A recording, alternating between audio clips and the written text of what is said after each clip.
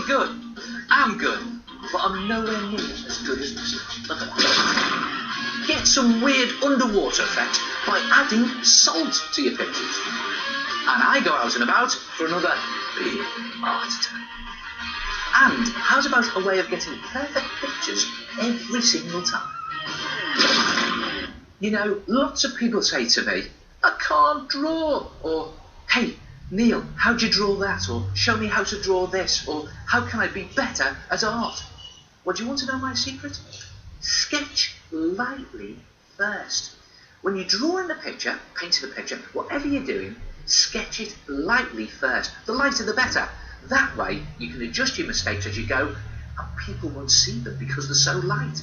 Now use a light pencil or charcoal, anything that makes light wispy lines, and just gently sketch onto your paper. Now you're going to have to look really closely because I'm going to do it very lightly. The idea is to just lightly sketch the rough positions of things on your picture. And you can keep adjusting complicated shapes as you go. It doesn't matter if you make mistakes. You can hardly see them. Just adjust that. That's not quite right. I'm just going to go over it again. There it is. You can even redraw things 3 or 4 times. It doesn't matter as long as it's slightly sketched. Yeah, so that's just about it.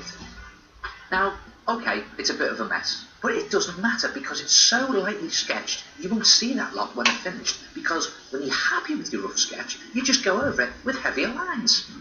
And it's just a case of using the light sketch lines as a guide. Just draw over them heavier. And as you add more detail, most of your rough sketch underneath will disappear. And those little sketch lines just help you get a more accurate, detailed picture at the end. Just finish off around there with a bit of shading. And there it is, look at that. And don't worry if you can still see some of those lightly sketched lines. I think they add character to the picture. Anyway, they're easy to rub out if you've done them really lightly. And you know, I promise you, it really will make a difference to your pictures if you lightly sketch them in rough first. I do it with every picture I've done. Look at these ones. This picture started out as a really sketchy mess, and look at it. And these complicated shapes were blocked in lightly and altered many times before I finally drew it heavily. And I made lots of mistakes on this before I got it right, but they were so light you could hardly see them. Try it yourself. One of the real secrets to creating a great picture: sketch lightly first.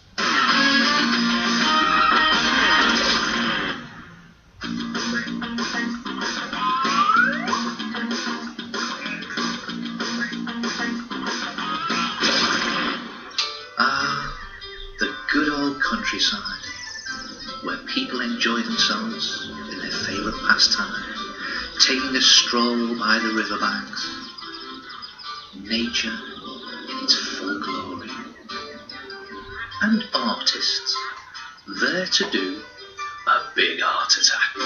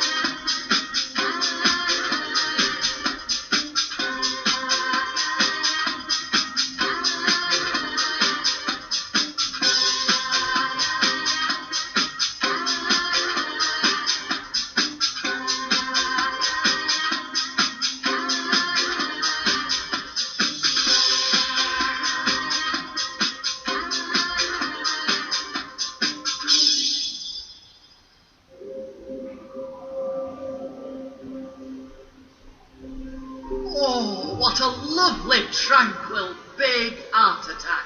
Hey, I've had some great holidays like that, chugging through the beautiful countryside aboard a narrowboat.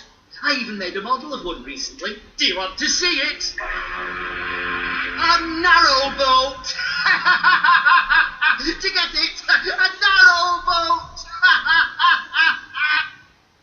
Hey, shh, come here. Shh. Look what I've got down here. Look at that. In the jar. It's a garden gremlin. You mean there's no such thing?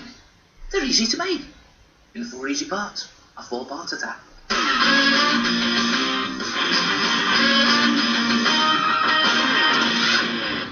First, choose a jar that you want to put your gremlin in, and if you take the lid off, you can always use it as a guide for the size of gremlin to make.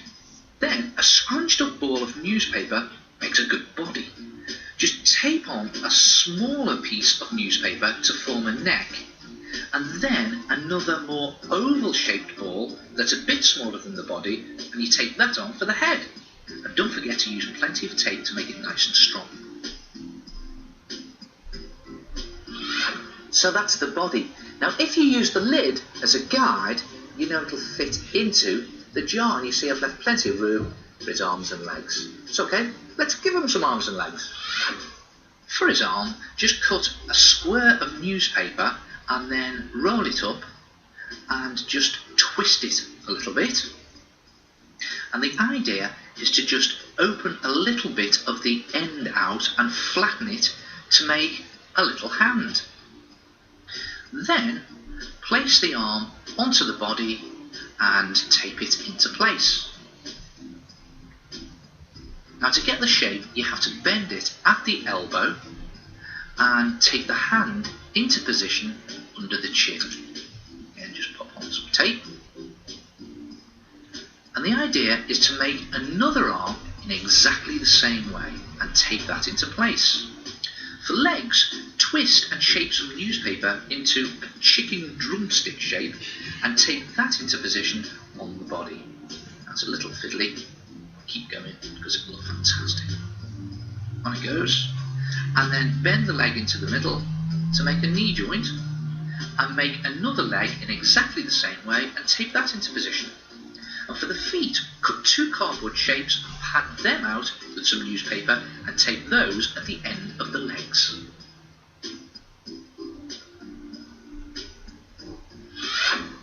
So there's your basic gremlin. Looks cute sitting there, doesn't it? And as you can see, I've added on plenty of tape to make it nice and strong and keep its shape. And it's a good idea at this stage just to check that he'll still fit in the jar. Yep, he's okay, but he still needs a bit more character, so why not add on a few more details? How about adding a couple of wings that you've cut out from thin card?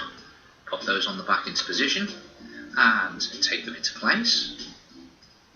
And you could always add 2 small balls of newspaper, just scrunch them up, pop them on there for eyes, and again, tape them into place. And how about cutting out some small card triangles for ears, and again, pop them on the side of his head, and you can make up the features as you go along. Then mix some PVA glue with a little water, paste it on, and pop on a layer of tissue paper. And it'll give him a nice texture and seal all those details into place. And you've seen me do this many times. Slop the glue onto the tissue and press it into all the nooks and crannies. And when you've finished and it's all dry, there he is, look at that. Then you can paint him any colour you like. Now, I've used acrylic paint on this one in shades of green and added a few details in pen. And here's his new home. Now, it looks a bit miserable, doesn't it? A bit empty. What he needs are a few creature comforts. So, why not fill the bottom of the jar with some soil or gravel and give him a pebble to sit on. You can always throw in a couple of leaves and twigs to make him feel really at home. Or how about an acorn for him to nibble on? And just arrange it all nicely into place for him. And when you're ready, just pop your gremlin into the jar. There he goes. And to make sure he doesn't escape, just cut a square of paper that's bigger than the opening of your jar and wrap it over the top of the jar and keep it into position with an elastic band. And when he's nice and comfortable in his new home, he looks something like this. Oh, mind you, he looks really fed up, of course, doesn't he? And you can make all sorts of different garden gremlins. How's about different colours and different poses? And this one has even got a fabric lid. And you can give them different characters. Oi! This one's escaping. And how about a tiny one? And I've even added a handle to carry them around. Try it yourself. Garden gremlins. Oh, and don't forget, very important, you must pop a couple of holes in the lid so that they can breathe. Oh.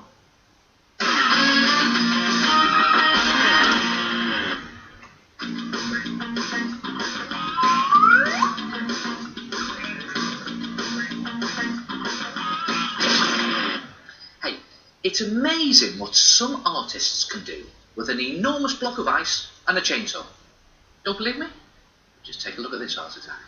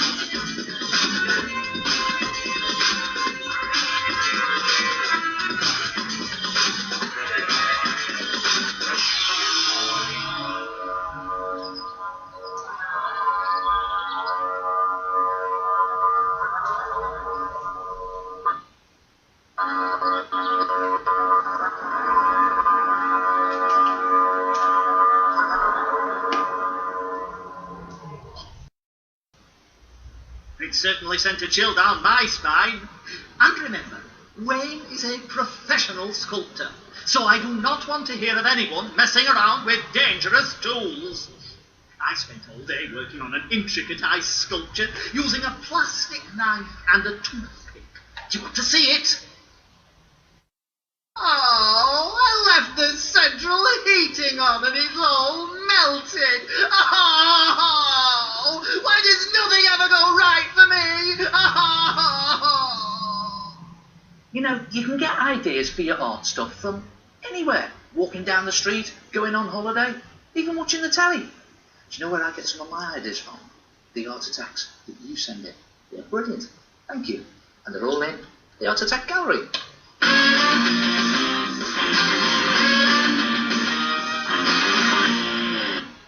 Look at this, Alexander's spooky night scene. And I like the way he smudged the moon to help with the spooky atmospheric effect. And Louise has used bold shapes for her art attack. And I like the way she's made some of the shapes look 3D by painting in different tones. And here's a fab pencil drawing from Savannah. I like the shading on the trees which are casting their shadows on the grass. And this farmyard scene from Sam has been done in poster paint. And look at that stipple effect on the hedge and the cows on the sheep. Good perspective as well. And here's a fantastic picture of the pyramids from Lorca.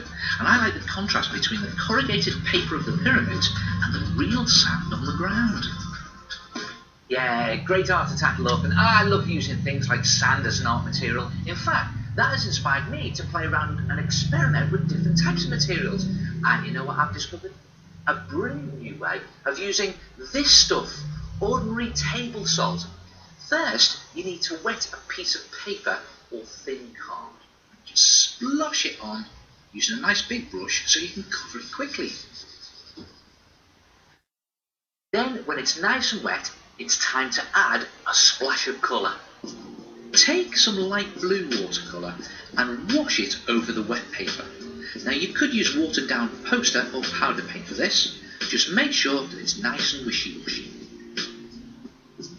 Then, splash in some nice, strong, abstract blotches of colour about halfway down the paper. Now, I'm starting with the red, just flick it on like this.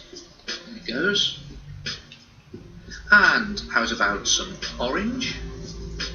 That's a good strong colour. Again, flicking it in between the reds. And finally, maybe a bit of yellow. And it goes, again, halfway down the paper, just finding the gaps. And again, these paints are nice and watery. And these blotches will eventually become exotic coral in a tropical seabed, believe it or not. Next, add vivid blue and greens to the bottom of your picture, and this will be the seabed. Then, while the paints are still wet, take your salt and gently sprinkle it onto the picture. Just sprinkle it nice and randomly, but be careful, you don't want to put too much on, don't clog it up. Then, just let the paint dry. And when the paint is dry, you'll end up with something like this one. Now, the best bit. You need to gently shake off the salt. So here goes.